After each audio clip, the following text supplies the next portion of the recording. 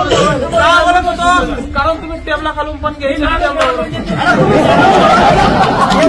100 रुपयाला फाईल भेटते भाऊ, ती पण तुम्हीच काढायची, आम्ही तुम्हाला देणार नाही. इथं आम्ही फक्त त्याच्यावर सह्या देणार, पण टॅक्स मात्र आम्ही तुमच्याकडनं घेणार.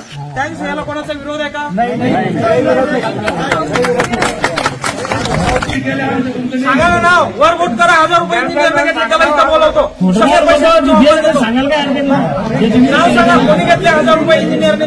ग्रामपंचायतच्या अकाउंटला ते पैसे जमा होणार आहेत आणि 1-1 रुपयाचा हिशोब तुम्हाला त्या पैशाचा मिळणार आहे. काय काम केलं, कुठं केलं, किती पैशाचं केलं, हे सगळं तुम्हाला दाखवलं जाणार आहे. पहिल्या कोणत्या 2000चा हिशोब तुम्हाला मिळाला सांगा बरं मला.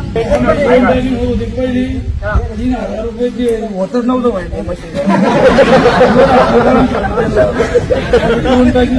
आता झाली ना 3,000 रुपये 3,000 रुपये काही मोठी गोष्ट नाहीये. 3,000 रुपयानंतर 1 रुपये तुमच्याकडनं घेण्यात येणार नाही. गाव कुठे गेले करता येतोय ना. कोणाचा विरोध आहे सांगा या गोष्टी. किती जणांचा विरोध आहे? बाहेरून पैसे आला बाबा, खासदारातून आमदार. 1 मिनिट, तुम्ही तर घरापासूनच खैशी घाली करून राहिले. किती जणांना शाळा करायची बरं. 1 मिनिट, किती जणांना या गोष्टीचा विरोध आहे? हात वर. जर विरोध असेल कोणाचा तर वरती हात करा. आपण हा निर्णय थांबून टाकू. काहीच गरज नाही आपल्याला इतर रिकामे कामं करायची. ओके, करा हात वर, हात करा सगळ्यांनी पटापट. कोणाचं करा?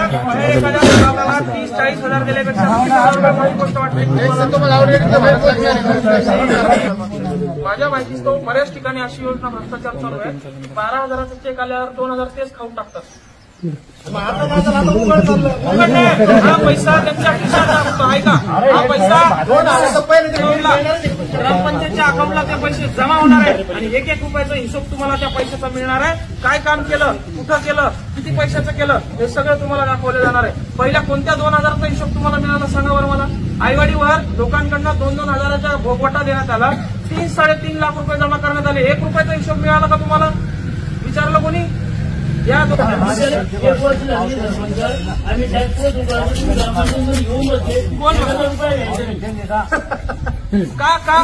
त्याचं कारण काय सांगा ना. कारण तुम्ही 40 घेत होते. 40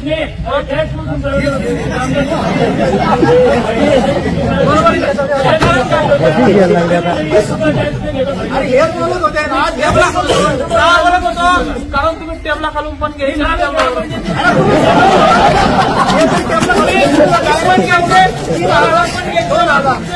विहिरीचे 30 पण घ्यायचे. इथून लागा एकाही शेतकऱ्याला लाभ मिळाला सांगा. माझ्याकडून 10,000 रुपये घेतले नाही. सुरुवात झाली आहे, विहिरीची सुरुवात झाल्या अगोदर नावं ऑनलाईन करण्याअगोदर वर्षभरापूर्वीच पैसे घेण्यात येत होते. आता विहिरी तुमच्या उकरल्या मंदिरासमोर बसले. सांगा किती पैसे घेतले तुमच्याकडनं? 20-22 जणांचे उद्घाटन झाले ना. किती पैसे घेतले सांगा? कोणी घेतले पैसे?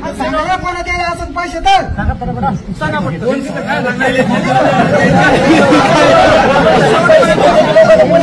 सरकारी ऑफिसला जा, कॅशने व्यवहार करायची परवानगी आता कमी झाली. जिथं कॅशशी संबंध येतो तिथं भ्रष्टाचार वाढतो. नोटा खिशात जाऊ शकतात म्हणून ऑनलाईन केलंय. स्कॅनर काढले, बँकेचं अकाउंट काढले, बँकेच्या नावानं गेवराई पायगाच्या नावानं काढले. ऑनलाईन पैसे भरायचे. आमच्या खिशात द्यायचं नाही. हे 4,000 रुपये जे येत आहे ना फिल्टरचे ऑनलाईन मॅडम तिथं बँकेत येऊन पिरवाड्या भरताय. ऑनलाईनचा तुम्ही कधी स्टेटमेंट काढायचं, कधी माहिती अधिकार टाकायचा, कधी रेकॉर्ड विचारायचा. हे पैसे आलते आणि गेले कुठं म्हणून.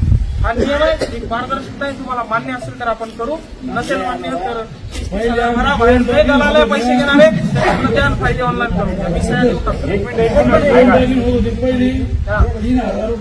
वोटर नव्हतं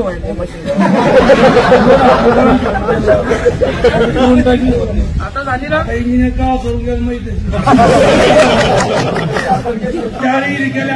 सांगायला ना वर वोट करा. 1000 रुपये बोलवतो.